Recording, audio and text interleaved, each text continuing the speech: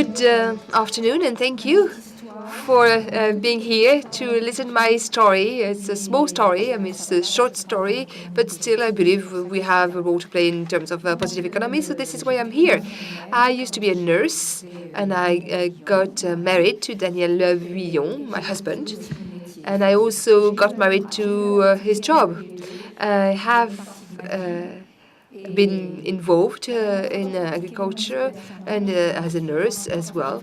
And last time I was working as a nurse, I really understood how interconnected bad food and diseases were. That is to say, the increase of cardiovascular diseases, cancers, was very much connected to the way people eat. And, in hospitals, we focus more on drugs than good food, proper food, bringing you good health. So back in 1988, I seized an opportunity because in our farm, which is called Les Olivades, that you can see here behind me in the Var region.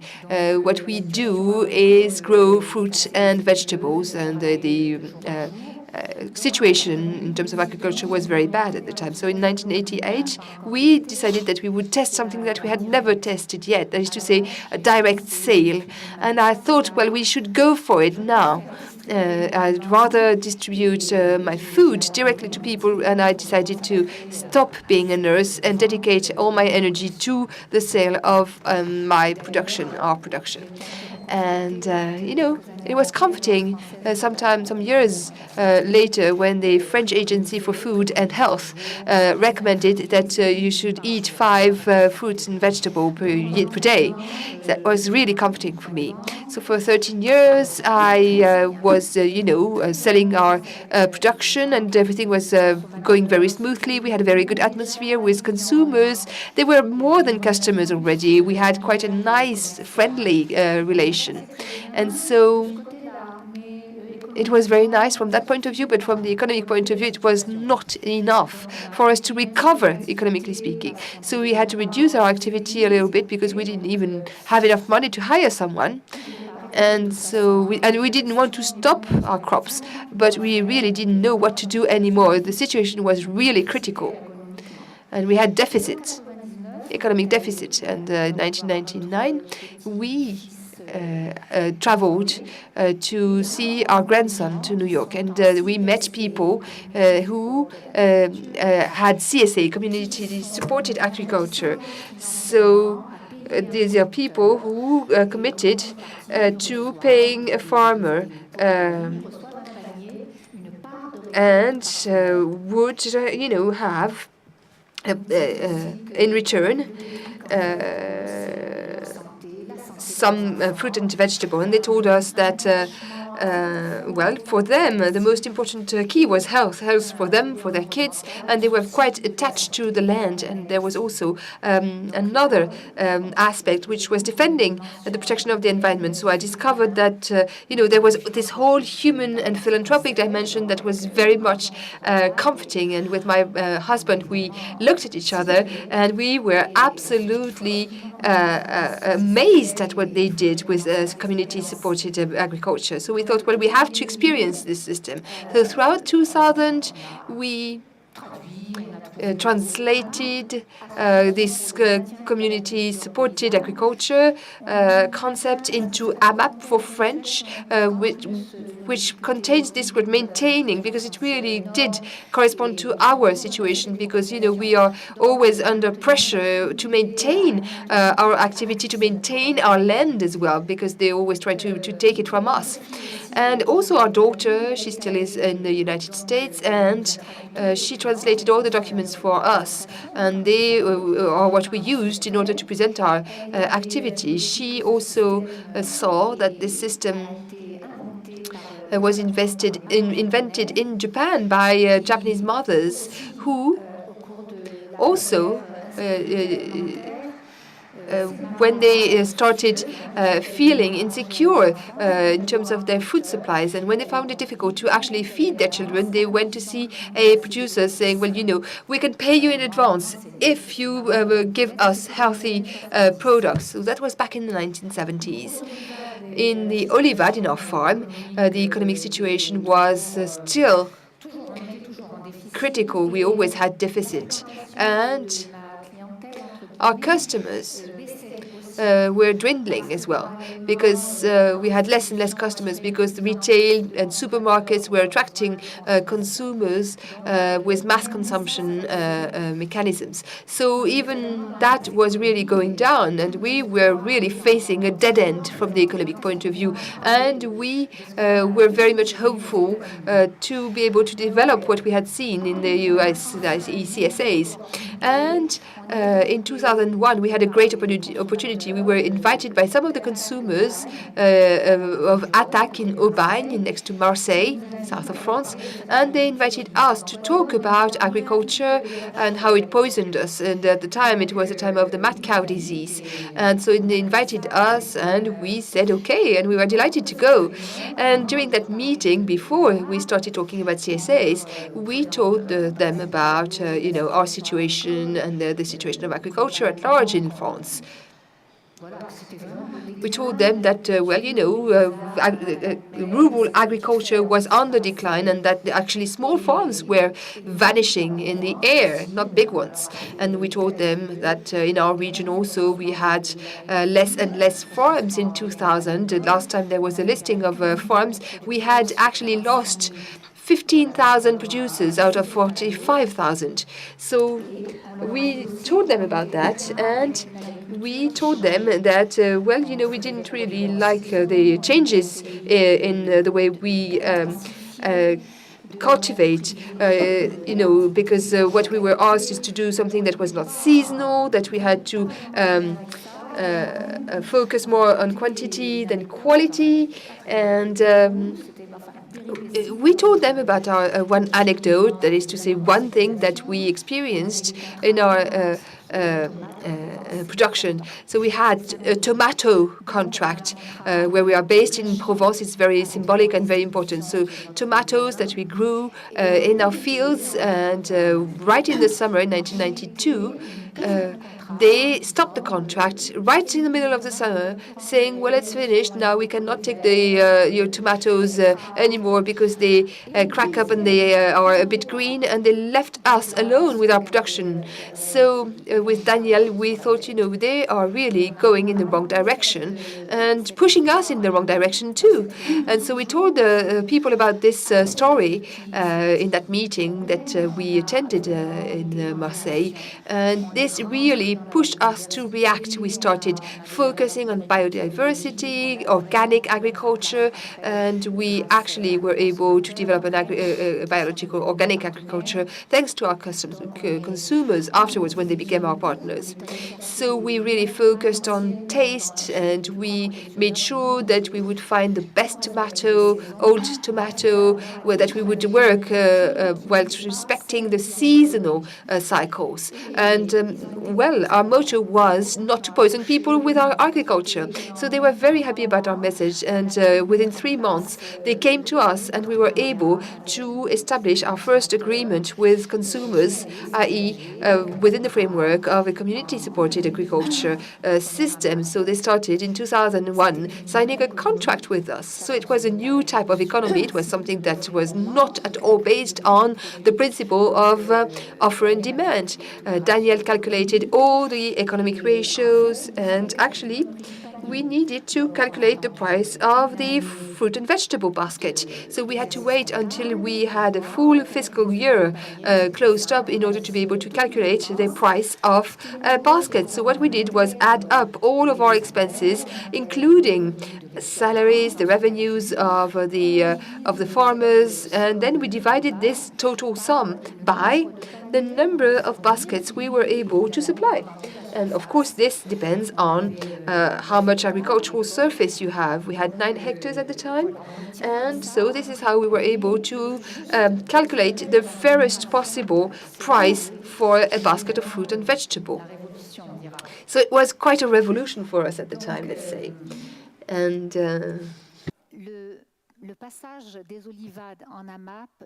So our farm became a CSA, and this allowed us to double our sales figure from 1 year to the other.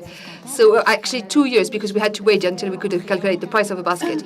But we created 4 full-time jobs and doubled our sales figure in 2 years. So you can see how positive that was. From the quality point of view, quality of life, organization of the way we work, it was also a very interesting experience. So this is what I call an economic relevance that is fully based on the commitment of the consumers and calculating the price of a basket right.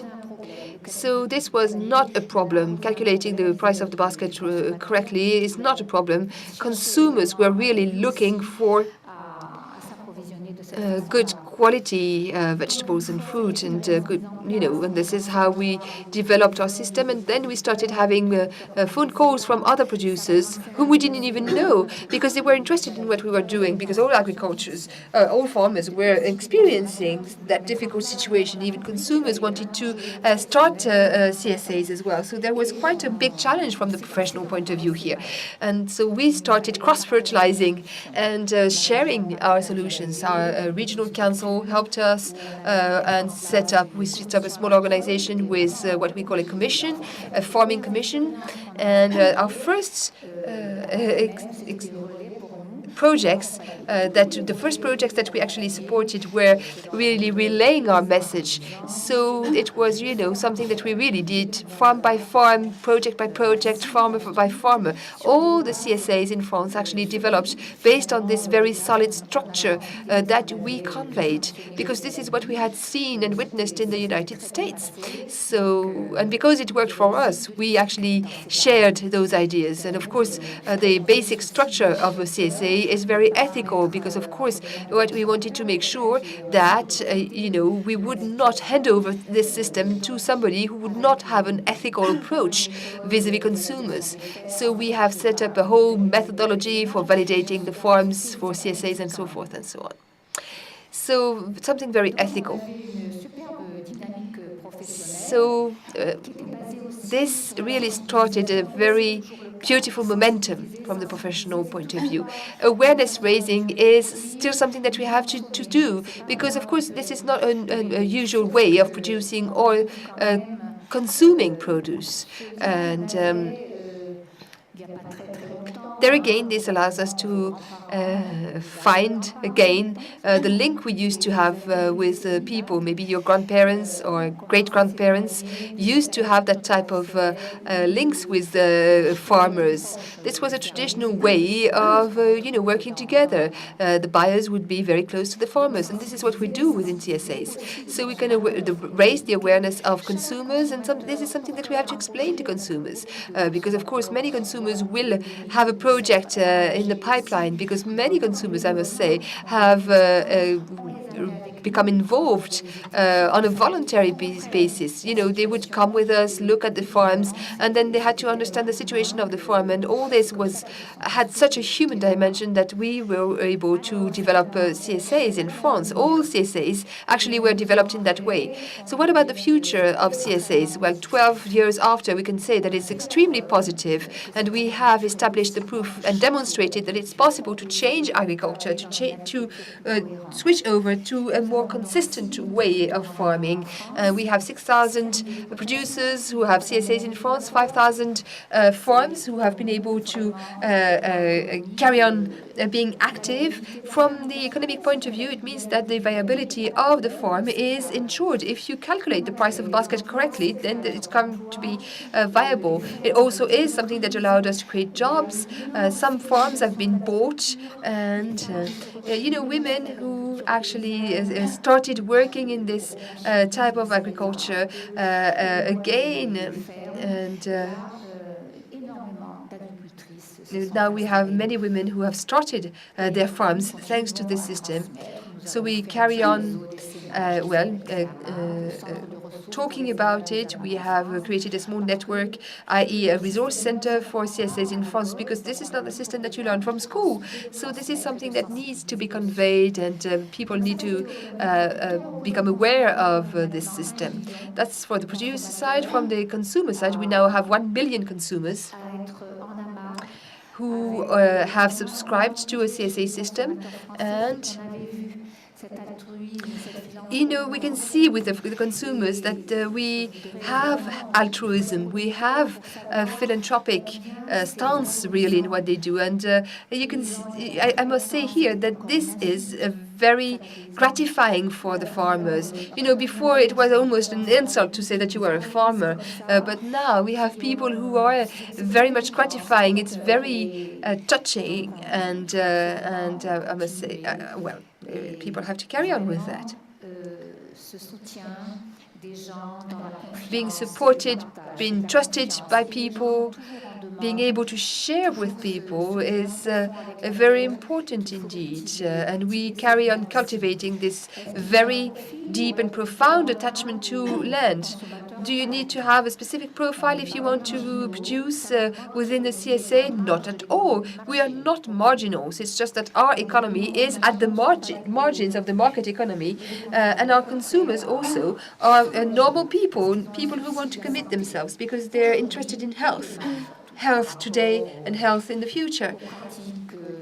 Especially if you look at the practices implemented in conventional agriculture, GMOs and pesticides are indeed worrying. And when people subscribe to a CSA, well, they are also feeling gratified because they are part and involved in a virtuous circle.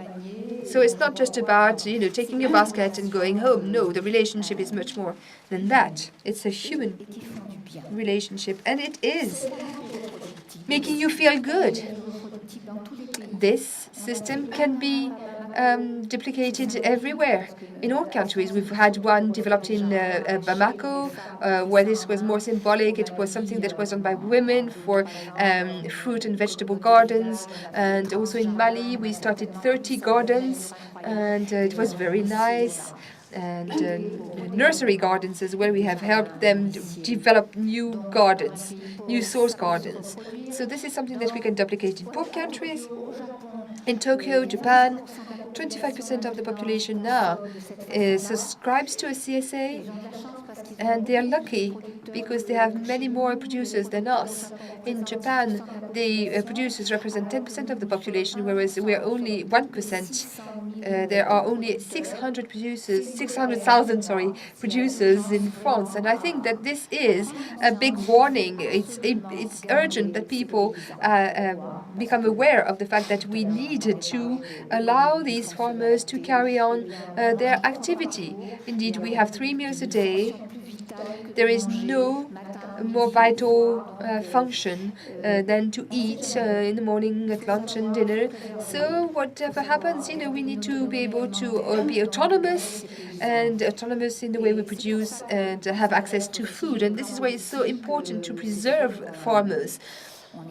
From the political point of view, it's true that we have not yet been integrated in the national or European master plans for agriculture. But we should succeed in doing this, because if we do not preserve our farming lands, well, then we are going to have problems. We would need laws around that. This is the only thing that we can ask for, because there are indeed some protected areas, but this is something that is decided by mayors. They are the ones deciding on what is going to be the farming land in their areas or not. So we would need to have what we would call a preserved agricultural areas. Otherwise, if we lose those farmers, well, I don't know who's going to produce food for us in the future. Now, to conclude, I would like to say that without the consumers, we would never have been able to develop this. It took us 1 year to develop the system, make people aware, and find people who would follow us in this area. And in Aubagne, in 2002, I would like to say that the journalist came for a TV film and the documentary, and he asked Andre, who was a consumer, are you happy to come and pick up your basket? You need to be brave about it. It's -5 degrees. You have to be very brave about it. And Andre, who was being interviewed, said, well, yes, I'm very happy. I love this produce. I'm very happy. But if on top of that, the CSA could make sure that the farmers can keep their land, it's the most important at the end of the day. I think this will be my conclusion. And I would like to very much thank our consumers here. And thank you for your attention.